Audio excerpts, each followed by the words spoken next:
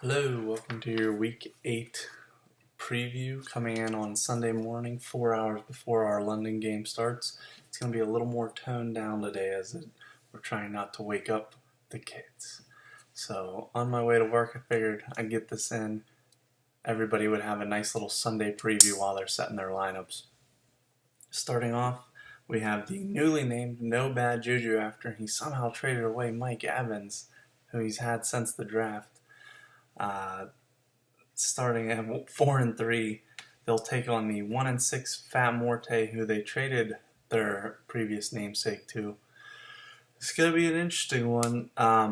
Mike Evans definitely boosts the Fat Morte, and No Bad Juju has a pretty good team too. Nothing, I wouldn't say it's spectacular, but it's pretty good. It's solid all around.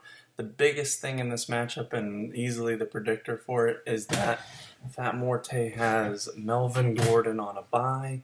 That's by far their best player this year. Subbing in is Ronald Jones. That's not going to get it done.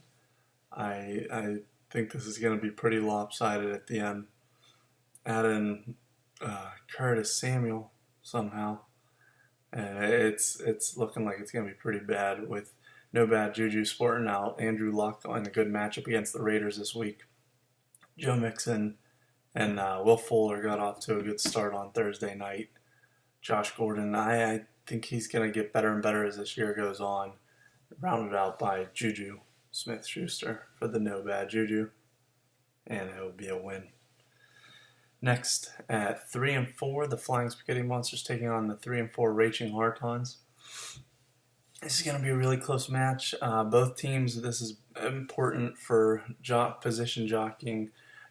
Obviously, you'd much rather be 4-4 than 3-5 for playoffs. I know I'll feel a lot better. Again, 5:30. So the Raging Hartons are led by Alex Smith this week because unfortunately they have a double quarterback bye with Matt Ryan and Phillip Rivers both taking it easy this week.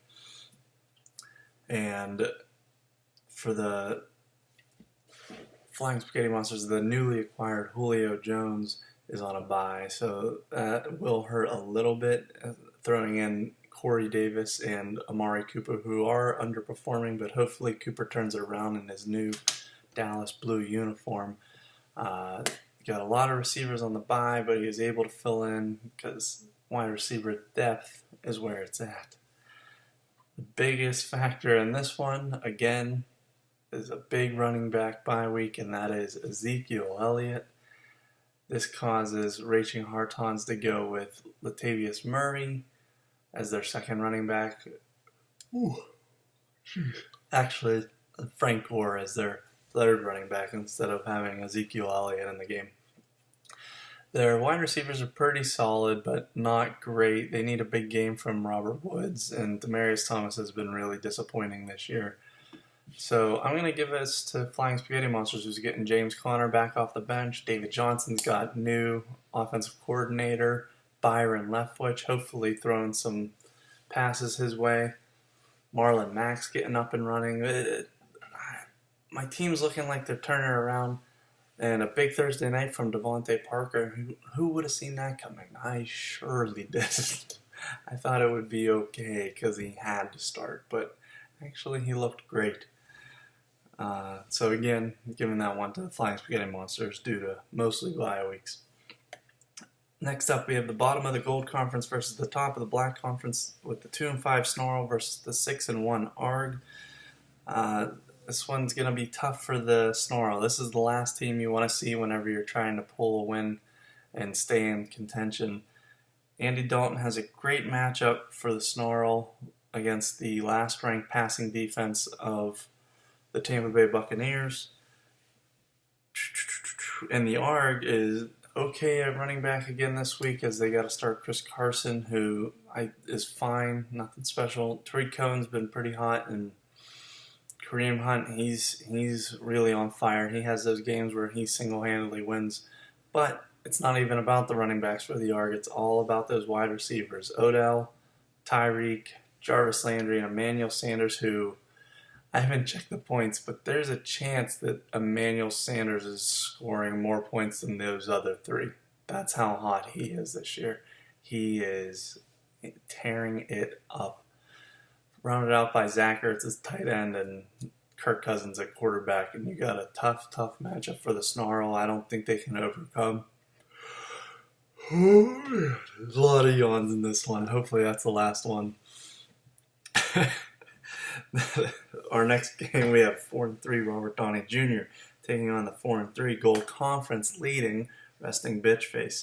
Resting Bitch Face, or Robert Downey Jr.'s wide receiving captain Keenan Allen is on the bye week. That's really going to hurt them, as behind him it's not so hot. Deshaun Jackson's up and down. Hopefully he has another good week with Jameis Winston.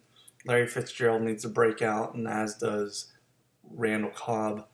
Kelvin Benjamin, I don't think he's going to break out. He's still trying to lose some weight. And for Resting Bitch Face, they have 4 wide receivers on a bye this week, causing them to go 2 tight ends. It didn't really hurt them at the wide receiver position so much, but the not having the depth with all those wide receivers on the bye has them starting Vance McDonald, who could have a big game, but he's really up and down, and I don't see it happening. It definitely could. However, they have the newly acquired Kerryon Johnson to go with their other young running back, Saquon Barkley, giving them a duo of rookies in the backfield that hopefully will be putting up for points for many years to come. I'm going to go with the Resting Bitch Face in this one, just based off of the difference at wide receiver. Even though Robert Downey Jr. has Travis Kelce. I don't even mention him. Travis Kelce, not a big deal. I'll still go with Resting Bitch Face. Finally, we have the 3-4 Steelers versus 5-2 Slaughter. Steelers are back at full strength following the real-life Steelers bye week and boosted by Nick Chubb after the Carlos Hyde trade, who Nick Chubb, I think, got 18 points last week. He had a pretty good week. Adrian Peterson's coming on solid. Steelers are hoping to turn it around and give a big upset to the Slaughterhouse, who of course are led by Patrick Mahomes, who won't stop. Patrick Mahomes. And Michael Thomas. Brandon Cooks up and down, Phillip Lindsay. I don't know. I'm not sure how good of a start they got off on Thursday night, but I could definitely see the Steelers with the upset here, as you have Adam Thielen, who possibly the league leader in points at wide receiver, Antonio Brown right behind him. Alright, I'll end this for you guys and stop yawning any raises. I'm going to take the Steelers for the upset in this one, for sure. I like the Nick Chubb, Adrian Peterson backfield. Pretty surprising that those guys are already relevant. I thought Nick Chubb would be, just have to wait a little while. But you throw that in with some big-name wide receivers. Jordy Nelson could have a huge week with the Amari Cooper trade. So, yeah, look for Jordy Nelson to maybe be really big for the rest of the year. But Cortland Sutton, a little underperforming, and as is Chris Godwin so far this year. I'll give it to the Steelers. That's your Week 8 preview. Make sure you get in your lineups before London game at 9:30, which, if you see this before 9:30, you probably will. And if you see it after 9:30, you probably didn't. Some commissioner forgot to text all of you guys last night and remind you that there's a London game. Hopefully you get it in. Good luck, everybody. Have a great week. Happy Halloween, the greatest holiday in all. Bye.